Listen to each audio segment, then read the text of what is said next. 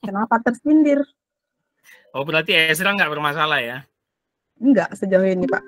Mereka juga tahu. Oke. Baik, Shalom. Kembali bertemu dalam YouTube kita, Hanya Alkitab. Kali ini kita kembali di dalam bincang-bincang kita, bincang-bincang santai dan diskusi mengenai topik-topik teologi dan isu-isu iman kekristenan. Kali ini kita berbicara satu topik yang cukup menarik, yaitu fenomena anak pendeta yang selalu bermasalah. Nah, gitu ya. Jadi bagi anak pendeta, anak hamba Tuhan yang mungkin menonton ini, jangan dulu merasa tersinggung, ya, karena kita bisa melihat bagaimana fakta lapangan, kasus, dan tentunya rujukan-rujukan kisah di Alkitab. Banyak hamba Tuhan, banyak anak nabi, anak imam itu bermasalah. Oleh karena itu hari ini kita kedatangan narasumber Ezra Simbolon. Selamat malam Ezra. Selamat malam Bapak. Ezra adalah anak dari seorang gembala. Wah, jadi tema ini diangkat langsung oleh anak hamba Tuhan. Ya, jadi dia tidak takut untuk memperbincangkannya. Dan Ezra berasal dari GPDI Anugerah Aceh Tenggara, Gereja Pentakosta. Kiranya kali ini kita bisa bincang-bincang dan diskusi. Bagi kita yang menonton dan menyimak, kiranya bisa mendapatkan pengetahuan yang baru. Dan tentunya kita bukan untuk menjatuhkan gembala atau anak gembala, tetapi bagaimana kita mengatasi problem dan fenomena ini. Baik Ezra, awal-awal kita mulai saja, kenapa Ezra mau membicarakan topik ini? Apakah ada kasus atau fakta lapangan yang Ezra dapat sebelum kerujukan Alkitab? Kalau saya pribadi, kenapa saya mau mengangkat tema ini? Karena memang pada dasarnya kehidupan anak gembala itu nggak selalu mulus ya, nggak selalu mulus, nggak seperti apa yang orang-orang pikirkan, bahwa di luar sana juga banyak gitu anak-anak gembala yang mereka kehidupannya bermasalah. Mungkin masalah-masalahnya itu nggak selalu mengacu kepada kayak masalah-masalah yang mengerikan lah, tapi gelar anak pendeta, anak gembala itu bukanlah gelar yang ringan untuk disandang oleh seorang anak gembala. Jadi makanya saya ingin membicarakan tentang ini agar ya yang lain juga, mereka orang-orang di luar sana yang mungkin bukan anak gembala, yang sering ataupun pernah mengejas anak gembala, biar mereka tahu gitu bahwa anak gembala juga manusia, bahkan gembala itu sendiri pun manusia biasa yang nggak pernah luput dari sebuah kesalahan ataupun permasalahan gitu. Ya, ini kan menjadi masalah ya Ezra, karena biasanya kasus ini terjadi karena sang gembala itu, pendeta itu, atau kita bisa bilang sang ayah itu, dia malah lebih sibuk ke keluarga jemaat ya daripada keluarga sendiri. Begitu ya Ezra ya? Iya. Sebagian besar banyak seperti itu Pak, karena mereka sibuk dengan pelayanannya, mereka sibuk dengan keluarga-keluarga jemaat. Jadi kadang tanpa mereka sadari dan tanpa mereka berniat untuk mengabaikan anak mereka sendiri. Mungkin dalam pikiran mereka sebagai gembala, udah cukup gitu dengan apa yang diajarkan, apa yang dididik, mungkin setiap hari diberikan kayak nasihat-nasihat, mungkin menurut mereka itu udah cukup. Padahal kadang seorang anak itu nggak cukup hanya sebatas itu. Ada hal-hal kecil yang mereka ingin, seperti misalnya kayak misalnya dia sedang tidak enak lah perasaannya. Kadang kan mood orang itu naik turun ya Pak. Nah, sebenarnya hal kecil ditanya, kamu kenapa gitu, kamu kenapa, diperhatikan seperti itu. Dengan pertanyaan kecil itu sebenarnya itu udah menunjukkan bahwa orang tua kita itu perhatian, tapi kadang orang tua kita sendiri nggak terlalu memperhatikan sampai ke hal itu. Mereka kurang peka gitu. Justru mereka lebih peka ke jemaat yang mungkin ketika mereka beribadah yang biasanya menyapa, tiba-tiba mereka tidak menyapa, itu mereka akan pikirkan, kenapa ya? Jadi mereka lebih peka akan perasaan jemaat ketimbang anaknya sendiri, begitu Pak. Betul, ini sebenarnya bisa menyindir saya juga ya, karena saya juga seorang pendeta dan sudah memiliki anak, dan bagi kita semua juga. Tetapi bukankah memang Ezra, sejauh yang Ezra tahu atau pengalaman bertemu dengan anak gembala yang lain, bukankah memang seorang pendeta atau gembala itu tidak lagi menjadi milik istri atau anak-anaknya? harus memang menyerahkan dirinya kepada domba-dombanya sebagaimana Yesus menyerahkan dirinya kepada domba-dombanya. Jadi, kemungkinan besar perhatiannya teralih ke jemaat. Keluarga bagaimana menerima itu ya? Ya sebenarnya yang Bapak bilang itu nggak salah. Namun Ya. dia juga harus menyadari bahwa dia bukan, maksudnya dia juga tetap harus memberikan waktunya untuk keluarga di rumah gitu. Nah mungkin kalau secara garis besar gitu, kalau misal saya sendiri nih, orang tua saya sibuk pelayanan, ya saya mungkin sepintas saya berpikir ya udahlah nggak apa-apa, emang udah itu tugasnya, itu yang Tuhan berikan untuk dia, menggembalakan domba-dombanya, memperhatikan domba-dombanya. Tapi ada waktu di mana satu sisi kita tuh ngerasa kok malah sibuk ya, mengurusin orang, anaknya sendiri misalnya di rumah, nggak dipikirin, ditanya juga enggak, kenapa, ada masalah enggak, hari ini gimana gitu. Ya, betul. Jadi memang ini dilema bagi seorang gembala ya, atau pendeta, karena seperti yang dikatakan banyak jemaat atau keluarga sendiri, dia bisanya ngomong di depan jemaat, tapi keluarga sendiri malah tidak diperhatikan, begitu ya. Nah ini kan bisa menjadi batu sandungan ya. Nah sejauh yang Ezra tahu, kalau melihat kasus-kasus ini, apakah Ezra tahu ada kisah-kisah di Alkitab yang merujuk terhadap kasus ini, sehingga memang kita melihat ada pola bahwa kalau orang yang dipanggil Tuhan itu sedikit mengabaikan keluarganya. Apakah ada kisah-kisah di Alkitab yang Ezra ketahui? Sebenarnya kalau kisah-kisah di Alkitab banyak, Pak. Namun mungkin saya kurang menggali lebih dalam. Tapi ada contoh, yaitu anaknya Imam Eli. Mungkin kita semua tahu ya, anaknya Imam Eli, dia melakukan kejahatan seperti apa. Sebenarnya bukan tidak dididik sama orang tuanya, bukan tidak diperhatikan. Tapi di sini porsinya berbeda. Permasalahan anaknya Imam Eli ini adalah dia, kalau menurut saya, dia itu kayak sombong karena dia adalah anak imam. Jadi dia merasa bahwa dia bisa melakukan apa aja yang dia mau gitu, apapun yang dia suka. Seperti kayak yang di situ, bahwa dia mengambil yang bukan haknya. Menurut dia, haknya gembala ya sama dengan hak anaknya. Aku anak gembala, jadi nggak masalah dong kalau aku makan juga yang harus menjadi bagian bapakku. Kurang lebih seperti itu. Berarti dari kisah Imam Eli kita bisa mengambil sedikit kesimpulan, anak gembala bisa memiliki kecenderungan untuk sombong ya? Pasti Pak, pasti. Karena gimana ya? Apalagi jemaatnya udah rame ya, besar ya? Iya, betul-betul. Memang berat bilang anak gembala, gelarnya anak gembala, berat. Tapi satu sisi mereka punya kebanggaan tersendiri.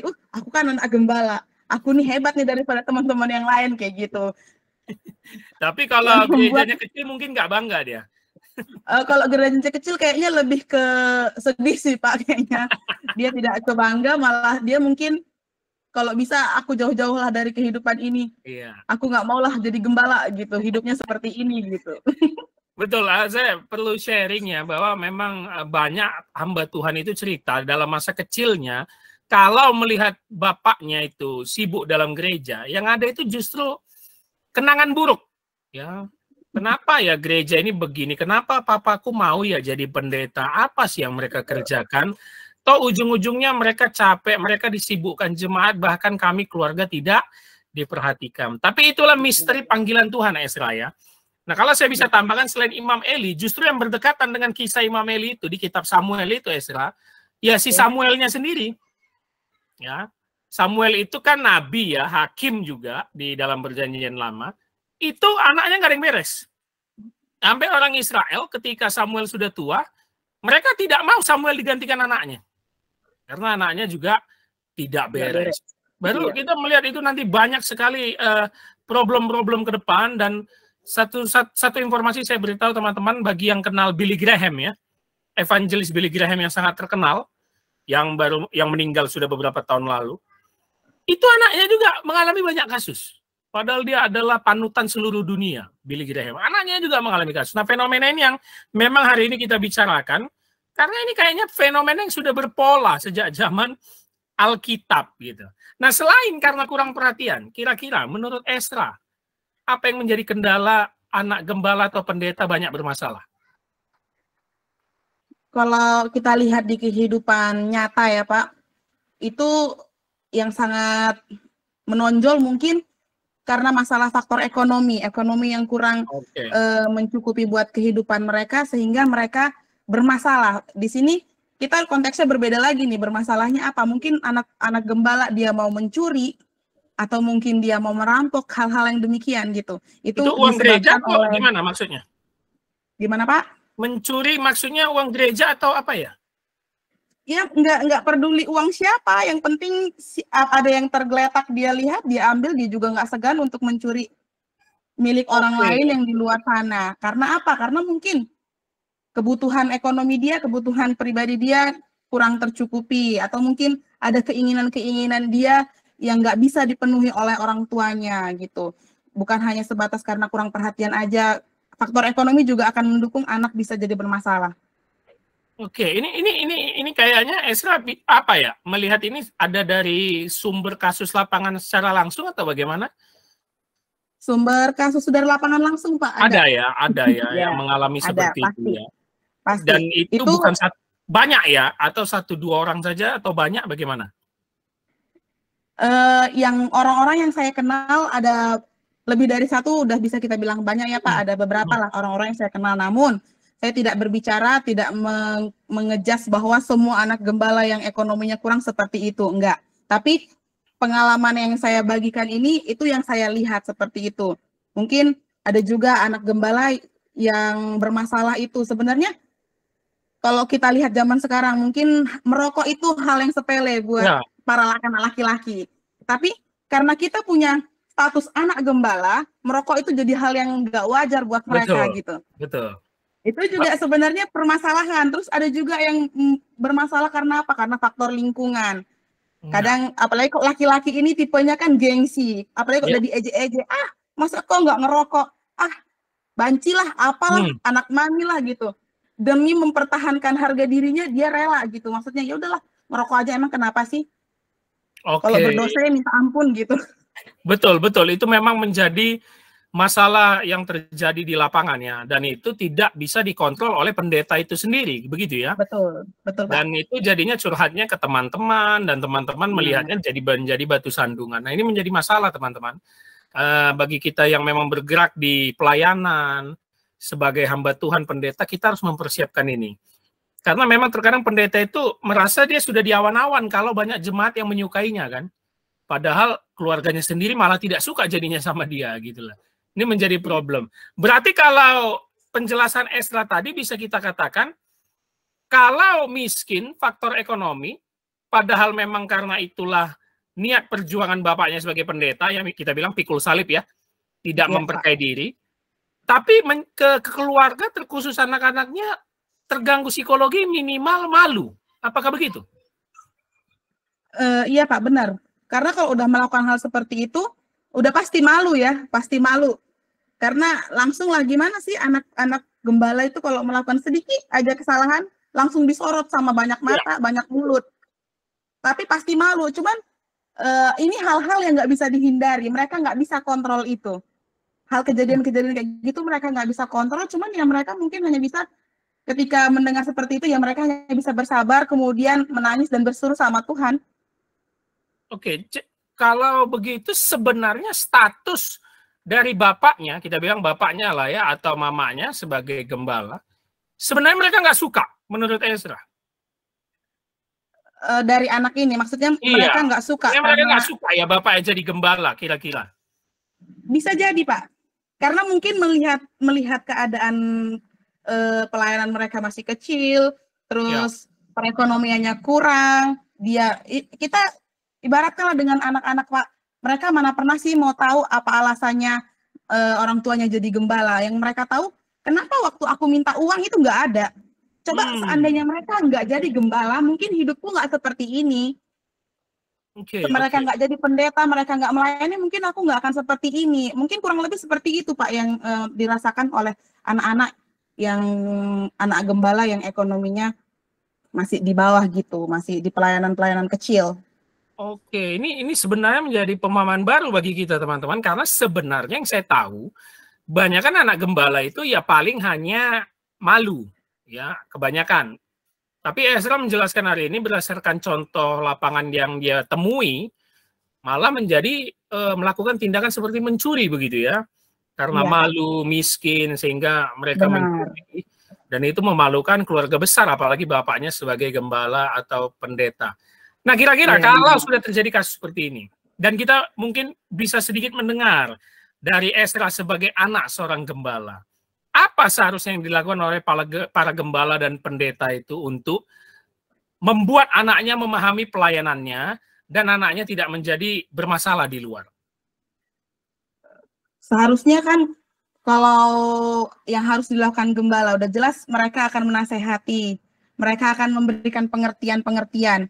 Sebenarnya itu bukan diberikan ketika anaknya sudah bermasalah, tapi dari kecil hal itu udah diberikan, udah ditanamkan bahwa ya beginilah kehidupan gembala, inilah melayani Tuhan itu seperti ini, pikul salib dan segala macam. Nah, tapi ketika hal ini terjadi, tinggal itulah yang bisa dikerjakan oleh orang tua.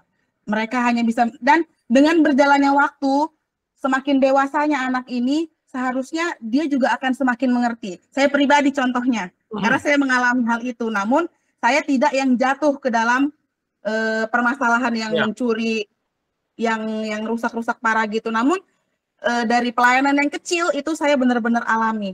Dan saya juga, yang saya bilang itu ya saya sendiri, bahwa harusnya kalau nggak jadi gembala tuh, gue nggak kayak gini. Harusnya saya tuh nggak kayak gini. Harusnya saya tuh, kalau saya mau apa, paling tidak orang tua saya bisa gitu. Tapi, karena ini semuanya terjadi, sampai saya pernah menanamkan dalam diri saya nggak akan pernah mau jadi hamba Tuhan. Saya nggak mau jadi gembala. Karena apa? Karena melihat itu semua kan. Kemudian, setelah berjalannya waktu, saya merantau, saya hidup, saya pelayanan sebenarnya dari kecil, cuman semua itu hanya kayak rutinitas.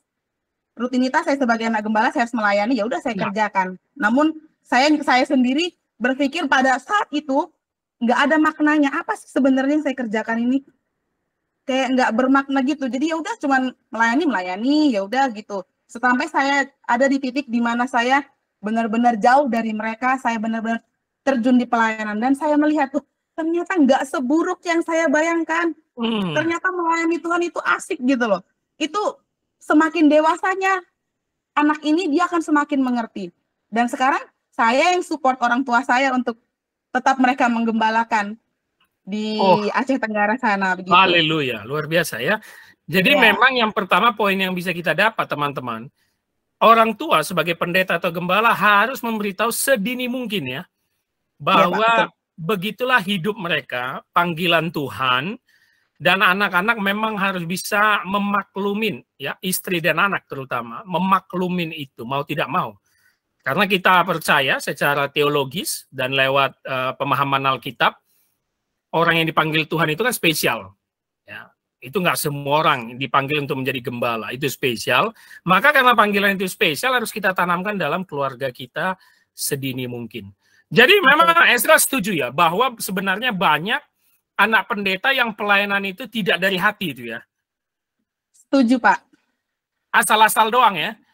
Iya, karena tuntutan aja, karena orang tua seorang gembala, paling enggak anaknya bisa main musik, bisa memimpin pujian, bisa melayani. Karena kan dituntut, dari kecil dituntut. Nah, apalagi yang kalau dituntut nanti besarnya harus jadi pendeta juga ya. Nah, itu dia Pak yang paling berat. Nah, kalau dari pengalaman Ezra sebagai anak gembala, apakah ada tuntutan itu? Ada. Ada juga ya. Ada Pak, juga. Karena kan biar bagaimanapun, apalagi kayak organisasi kami, itu adalah benar-benar yang memang tidak disupport dari sinode, tidak disupport dari manapun. Benar-benar ya? Dari nol. Ya, mandiri. Ya udah, hidup dan mati di tangan Tuhan. Pakai lutut, pakai air mata, seperti itu. Jadi ketika pelayanan ini sudah semakin meningkat, sudah semakin dari mulai bangunan, dari jemaat sudah ada, sudah mulai stabil, pasti mereka nggak akan gampang untuk menyerahkan ke orang lain. Mereka berharap salah satu nih dari anaknya harus ada gitu, yang menggantikan mereka. Nah, respon Ezra gimana? Menjalani saja dulu atau menunggu suara Tuhan datang? Awalnya, ya kayak yang saya bilang tadi Pak, saya tidak mau menjadi gembala karena nggak enak. Nah, setelah berjalannya waktu, pikiran hati saya terbuka untuk pelayanan dan segala macamnya. Saya mulai, oh ya udah Tuhan, kalau memang jalannya saya di situ, oke, saya kerjakan. Tapi saya tetap bergumul sampai hari ini. Ya, pergumulan harus tetap dilakukan dalam pelayanan dan panggilan ya, teman-teman. Ya, Pak. Nah, itu kan dari tadi kita membicarakan sisi dari gembalanya, pendetanya, dan bahkan ke keluarganya, anaknya ya, sesuai dengan tema kita, fenomena anak pendeta yang bermasalah. Sekarang saya ingin bertanya dan kita sedikit membahas sisi pihak ketiga, apa itu jemaat. Ya. Kalau ada anak pendeta yang bermasalah, selama ini bagaimana Ezra melihat respon-respon jemaat? Apakah menghakimi atau memang ada yang tetap mensupport, mendoakan atau bagaimana? Itu pasti ada yang menghakimi. Manusia ya Pak, pasti ada yang menghakimi. Kayak saya bilang, kesalahan kecil, banyak mata, banyak mulut yang mengomentari, melihat, dan segala macamnya. Tapi mungkin tidak di depan kami langsung. Tidak di depan saya langsung, tidak di depan gembala itu langsung. Nah, tidak sedikit juga jemaat yang ya mereka ikut bergumul, ikut berdoa. Karena ada beberapa orang di tempat pelayanan orang tua saya yang memang mereka terbeban untuk pelayanan. Masalah apapun gitu, mau tentang pelayanan sekalipun, apapun yang lagi dihadapin, pergumulan untuk anak gembalanya juga, mereka tetap akan mau merangkul. Mereka akan tetap mensupport gitu. Jadi gimana ya, saya nggak bisa bilang semuanya mendukung. Saya juga nggak bisa bilang semuanya menghakimi. Tapi pasti ada, dua-duanya itu ada yang mendukung, ada yang menghakimi gitu. Namun ada fenomena sendiri yang saya lihat di lingkungan tempat orang tua saya melayani, di mana karena anak gembala ini luar biasa, permasalahannya luar biasa, sampai akhirnya semua jemaat yang ada itu pergi meninggalkan mereka. Oh ya?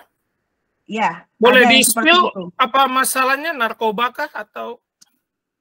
Udah campur aduk Pak, ya narkoba, ya mencuri, bahkan kemarin terakhir dia karena mungkin dia pakai obat-obatan, dia sampai jual seng rumahnya Pak.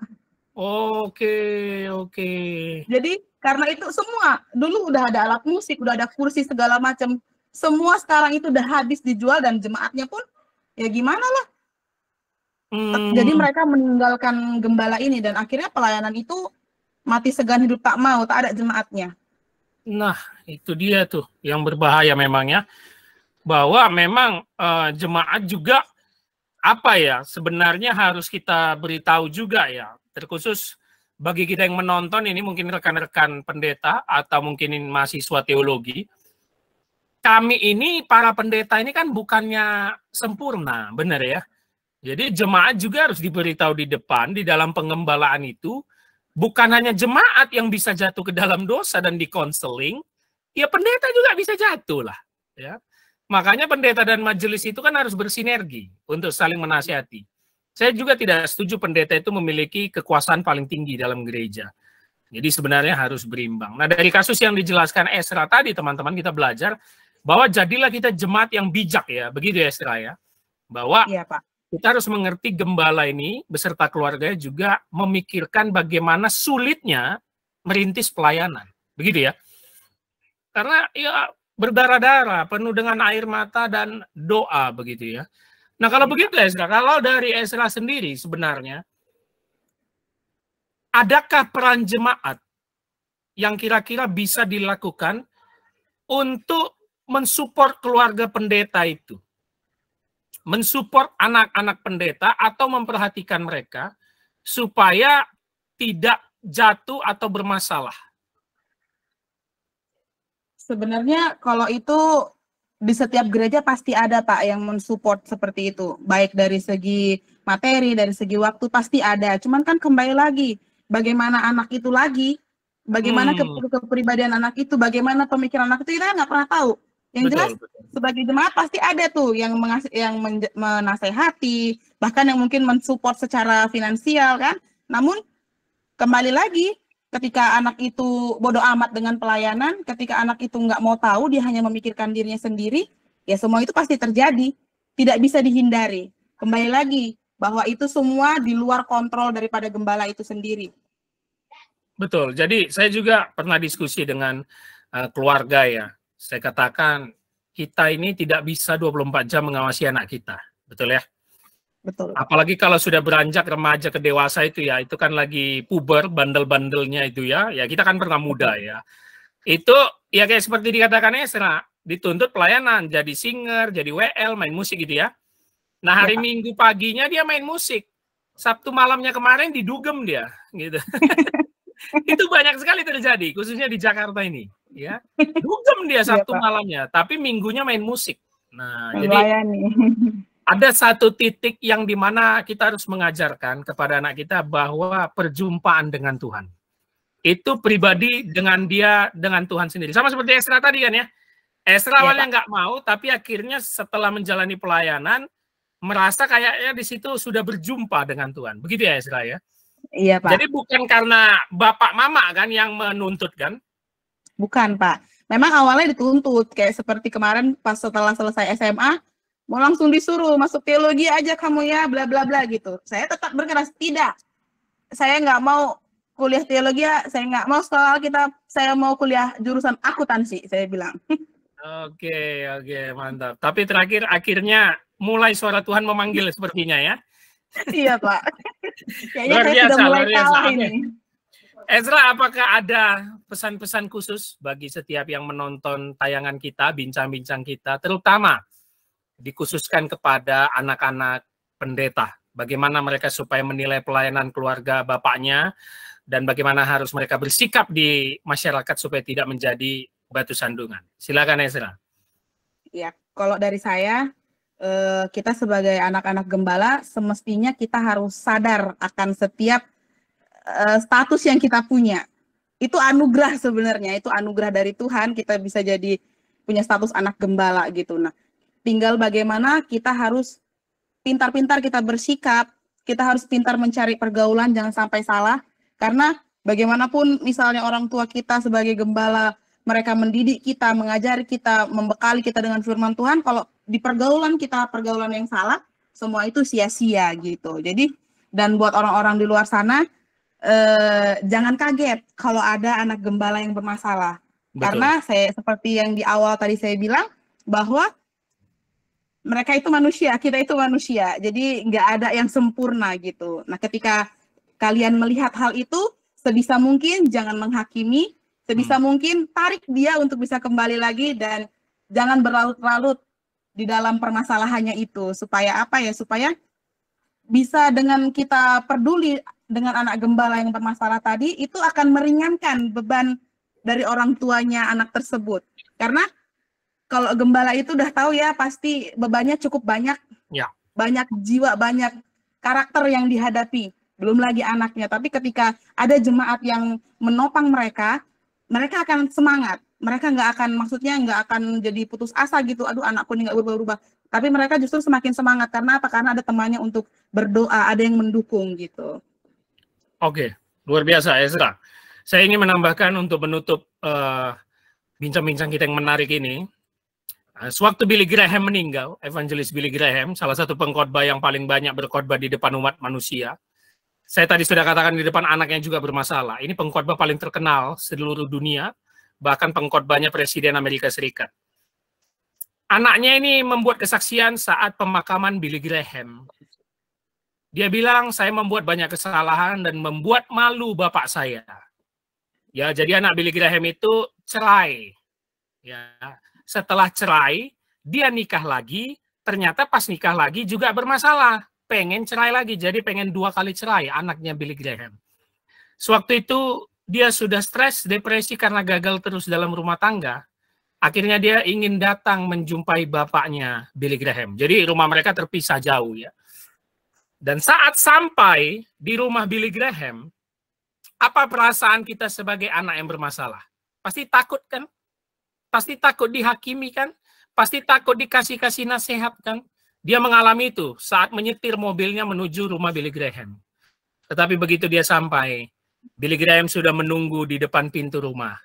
Dan Billy Graham datang memeluk anaknya. Welcome home, kata Billy Graham. Tidak ada penghakiman sama sekali. Anak Billy Graham bersaksi dari atas podium berkata, selama ini Bapakku selalu mengkhotbahkan Tuhan Yesus yang penuh dengan kasih. Tetapi hari itu aku melihat Tuhan Yesus memeluk aku melalui Bapakku. Maka itu jadilah kita teladan bukan hanya sama jemaat, tetapi juga harus kepada keluarga sendiri. Begitu kira-kira Ezra ya? Iya Pak, betul. Baik, terima kasih Ezra untuk bincang-bincang kita yang sangat menarik. Biarlah kiranya bincang-bincang kita memberkati, khususnya kepada anak-anak hamba Tuhan, anak-anak pendeta, untuk tetap maju terus dalam pelayanan dan tidak menjadi batu sandungan. Sampai ketemu lagi dalam program kita, YouTube Hanya Alkitab. Shalom, Tuhan Yesus memberkati. Shalom.